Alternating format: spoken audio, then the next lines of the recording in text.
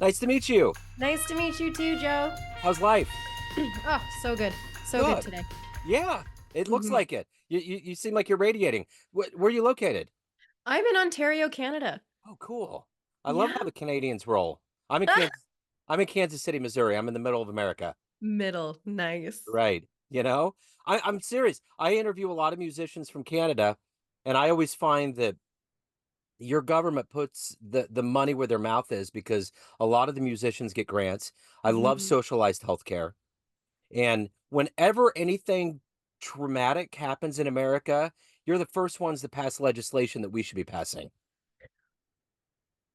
I mean it. Oh, that's incredible. Yeah, I mean, Canada has its ups and downs, I think, just like every country. Yeah, nothing's a utopia, but I really do like some foundational cornerstones of how you guys roll. So, but it's great to meet you. I'm looking forward to getting into your story.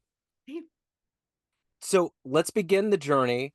By 4 years ago, we were trying to figure this pandemic out. How are we going to get out of it? Because it was raging around this point. And how is it going to affect us when we come out of it? So ultimately, how did you survive? And how did it change the way that you approach your work and your life now? Oh, wow. What a powerful question. Us in the pandemic, we did everything we could actually to stay separate from it. Yeah. We isolated in a way of we weren't isolating out of fear. We just kept tight with our own little unit and tried to keep life as normal as possible. We were already homeschooling our two boys, so we had already started homeschooling before it became cool in the Yeah. pandemic. And we did our best to keep them out of spaces that would cause fear, cause unnecessary stress. We did our absolute best, honestly, to just keep things going as normal as possible at home and use it as a reason to get better. We had a lot of extra time on our hands because we weren't going to places where they were forcing any mandates or anything like that. We both, my husband and I, have a deep core value of freedom. And so we did our best to live that through that entire pandemic. And we did our best to get better. It was when I started speaking on more podcasts. It's when all of my business became mostly online. I used to public speak at public events. And so a lot of that shifted into online. And so learning even digital things. I know my age group is supposed to be really tech savvy. I am not. So even just getting uncomfortable with learning new things and learning to speak into an audience of screen versus right in person and being able to hold the duality of how sad that is, but how awesome is it that we can still connect and I can still speak into people's lives. It was a strange time. Yeah, it certainly was. I had kids at home. My son he's on the spectrum, and his two favorite things is baseball and school. So when all of Mhm. that went away, it was like, how do you kind of pivot and figure it out and go from there? But I think the key to it was, yeah, for the young minds out there, was to try to do the best you could to operate under the guise that it was a monopoly. Life was going to happen no matter what, so make the best out of it.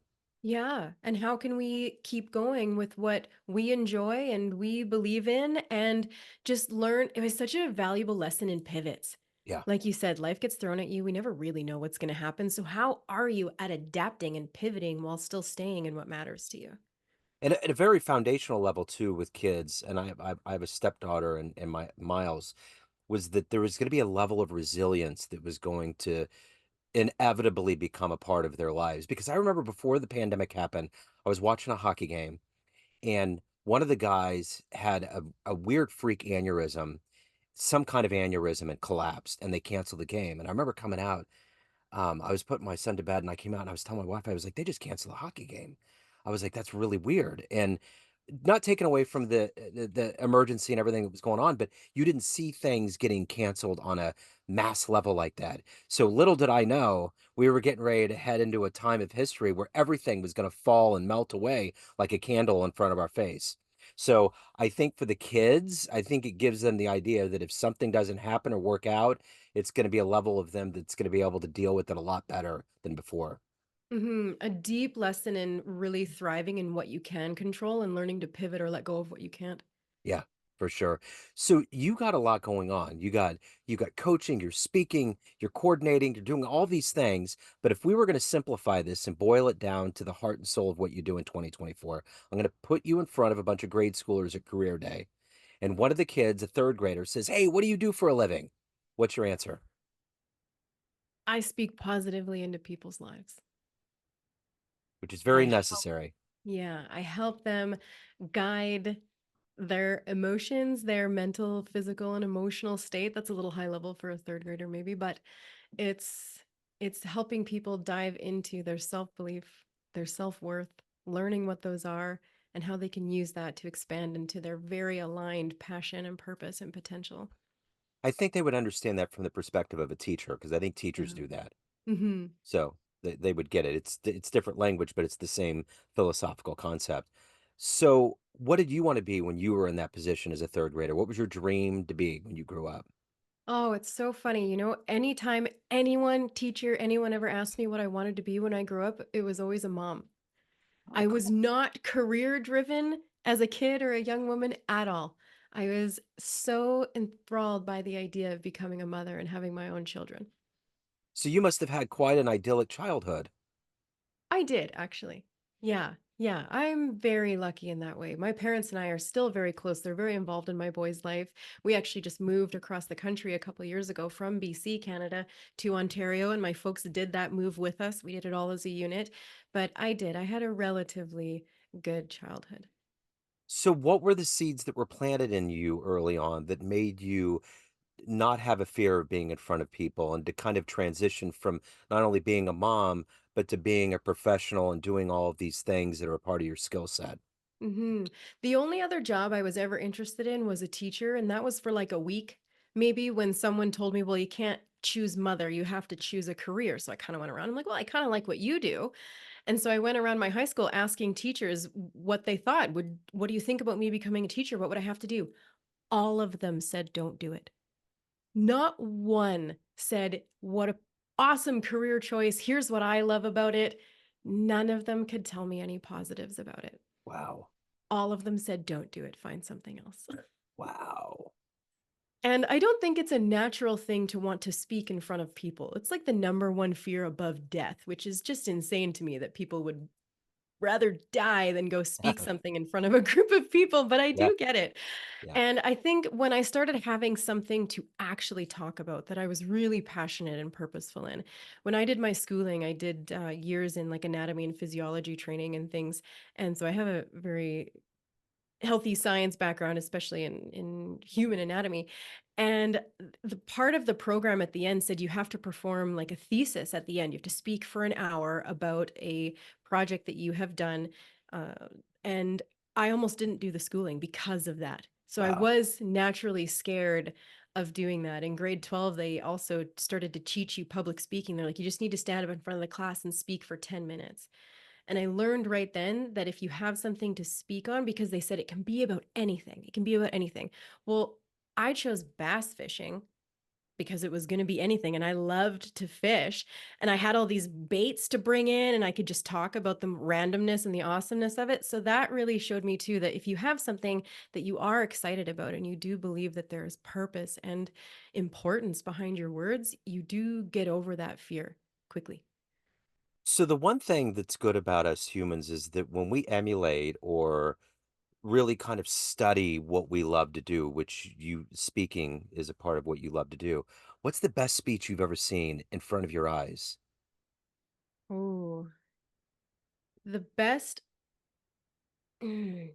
I've seen some really powerful speakers in my day. I've seen Brendan Burchard, I've seen Tony Robbins, John Maxwell a couple times. I'm missing names even. I've seen some really good ones. One of the best duos I've ever seen, actually, and that I'm so honored and grateful to not only work with now, but partner with, is honestly Kevin and Alan at Next Level University. We just did a live event. I traveled down to the States to do a live event with them. I'm their MC, and I get to open up the day and enjoy that experience. But their perspective on holistic self-improvement, as well as the duality they both hold, they're so opposite, both of them, and they've learned to come together and learn to speak into others' lives based on where are you? That's okay. How can we work with it?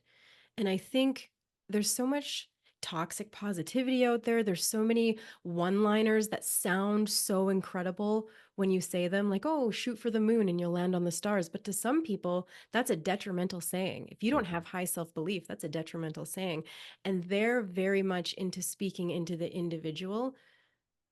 And I love that. Yeah. And honestly, partnering with them and listening to them speak has increased and ignited even my fire into doing better at that. What a great description of how they get to the heart of people, because that's the thing about speaking. I saw Bill Clinton in 2005 at the Harry S. Truman Presidential Library. I've never seen a human being that was an orator the way he was and the way that he could totally make you feel like everybody. Because sometimes I think with self-help, I think sometimes people feel like, "Wow, there's no way. That's just not me." It's just, Yes. it's a lot. But when you can have that speaker that can get on that blue collar level, so to speak, that can get genuinely to something cellular that we all feel on this planet together as humans, that's the magic. And that was kind of what Bill was doing. He was just, I mean, he's already a dynamic character live, but all of those anecdotes, I'd never thought about it that way. I mean, I remember parts of it, and this has been 20 years ago, like what he was saying. So, that's the amazing part. So I'm curious in your life and everything that you do from motherhood to your career and everything that you've excelled at, who's been that inspiration or hero for you? Another really powerful question. I It's funny, I thought for a while I had this broken piece in me because I didn't look up to people typically. I don't have that attraction to celebrities, to influencers, to things like that. I've never had that draw and that pull. I started really falling in love with people who were ahead of me in a journey when I started getting into self-improvement. And Brendan Burchard was one of the first ones because he was speaking holistically. And that was something I was so connected to and was really impressed by how he was connecting all aspects of life. So I come from a background of chronic illness, and I learned that it's all aspects of life that affect one another. We like to section ourselves off.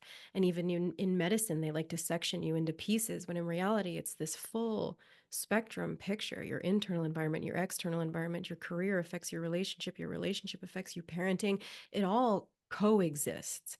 It's not separate. And I had to learn that through the aspect of health. And then when I started listening to people speak on it, and I found very few were, Brendan was one of the ones that really opened that up for me. And then that's why I felt so connected to Kevin and Alan, because they took that and ran with it even further, even deeper, the holistic aspect of health, wealth, life, and love, and how they're all intertwined, and how it is deeply challenging to be excellent and to strive to get better every day at each one of those areas, but it is the most fulfilling. So, of all of the names you mentioned, or anybody that's alive on the planet, if you could sit down and have a dream interview or spend some time with someone, really pick their brain, who would that be? Mm.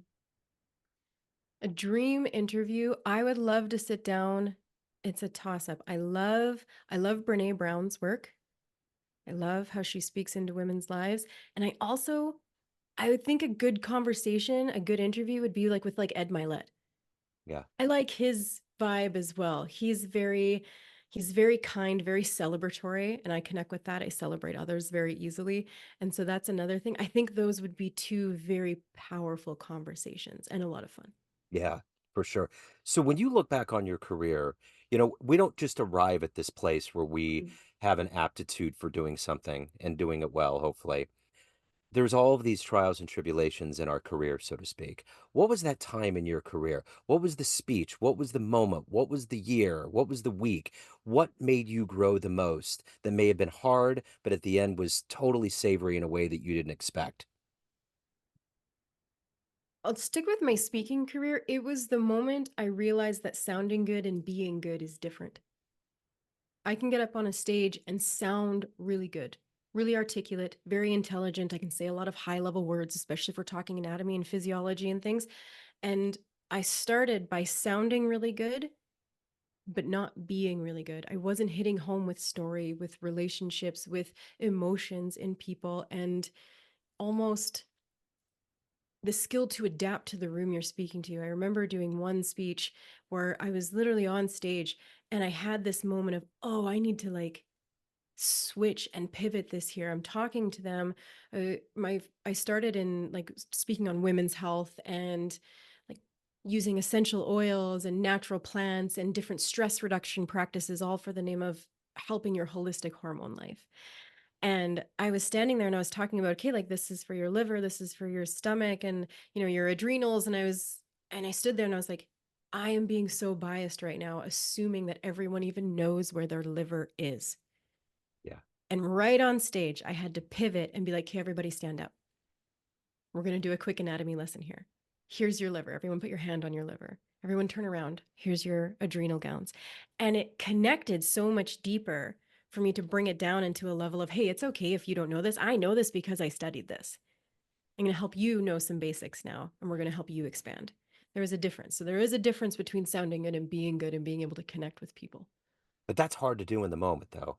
That's knowing what you're doing because that's usually something that people are reflective about afterwards. Mm-hmm. I wish I would have done that, but when you can do that like that, that's a level of acumen that's pretty high.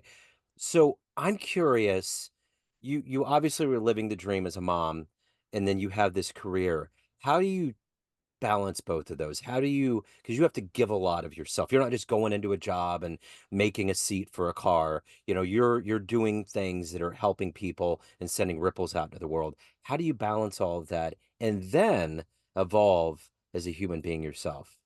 I let go of the BS that is balance.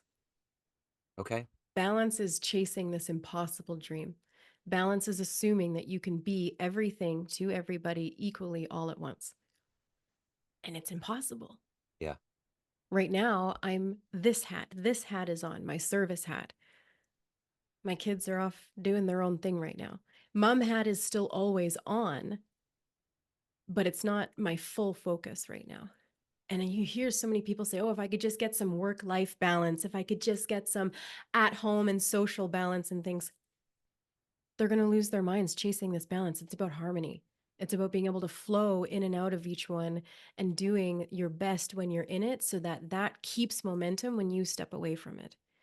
I love the spinning plates picture. So, those people who can hold sticks up and Oh, they yeah. spin plates. So, picture me spinning my plate of motherhood. I did that really well this morning. Spun that. Kids are looked after, fed. We had some nice cuddles. We hung out. And now that has its momentum, but I'm stepping out of that. And now I'm spinning my career, my Yeah. passion, my purpose over here. They're both still spinning, Yeah. but I'm transferring in and out of each one and not judging myself right now that I've stepped away from my kids. I'm a terrible mother right now because I'm focused on this. Yeah. And then vice versa. I'm not living up to my purpose and potential because I'm with my kids all the time. It's a flow in and out and letting go of judgment and things when you're searching for balance that is just this BS dream to create. And then expanding in that, I think I'm a growth oriented person. And so it's really hard for me to speak on natural growth because it's in my nature where there's people who are experience driven versus results driven, there's growth driven versus relationship driven. I'm in this bucket over here. So I'm constantly expanding, but I love homeschooling my kids. I love that. I think that forces you to expand. I think even just being a parent hopefully forces you to grow and expand as a human. Yeah. And I think self discovery, if you're dedicated to discovering who you are, what you like, what your core values are, core beliefs, core aspirations, all of these things, you're forced to expand and grow by either going inward or expanding outward. So you're in the business of putting anecdotes and advice and stories together for people that are going to help and change them. What's the advice, the best advice that you've ever gotten? Hmm. The best advice I've ever been given is along the lines of what is what is best for you is what is best for everyone else. And that is someone speaking into me in a way of me learning to let go of guilt. For some people, that's not the best piece of advice.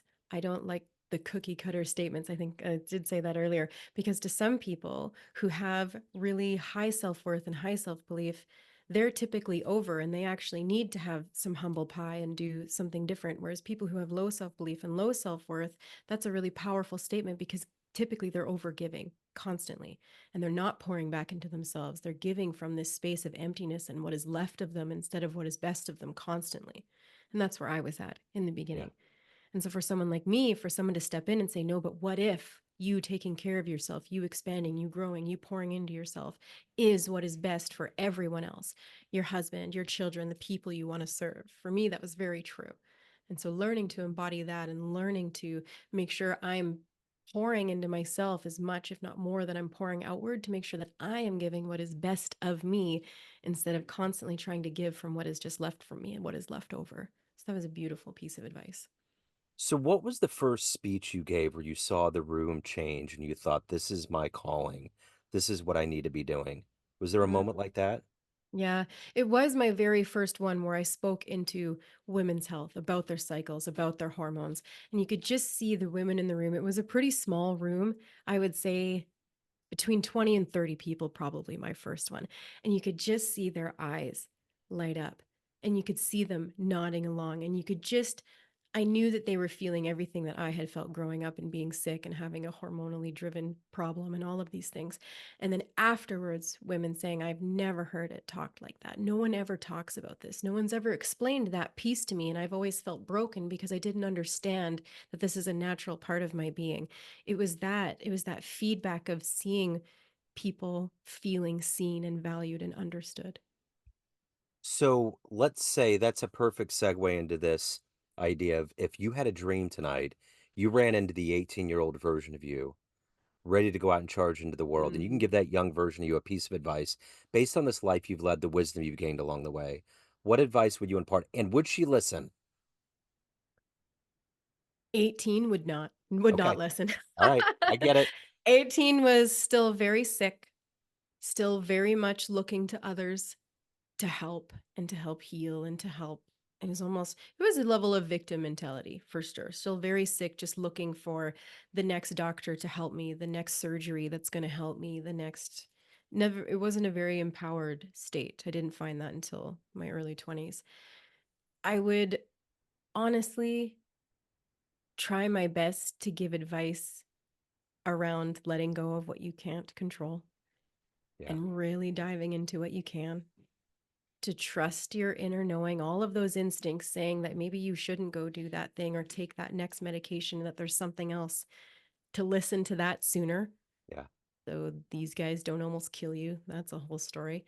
But but again, that story brings me so much of what I am now. So I don't know if I would necessarily change anything. The Yeah. reason I have such high self-belief and such a connection to my intuition and such an empowered state of being is going through all of that and seeing how much it didn't serve me and seeing how much allowing others to guide me wasn't wasn't ideal and how I had to come back from that and all I learned along there. But it would be along the lines of something like that. Yeah.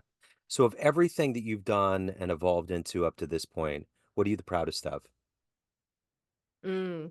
I am the proudest of learning to understand, accept, and heal my core wound, which is unlovable. Yeah. And healing that, not to where it's gone. We can't get rid of our core wounds at all. They're a part of us.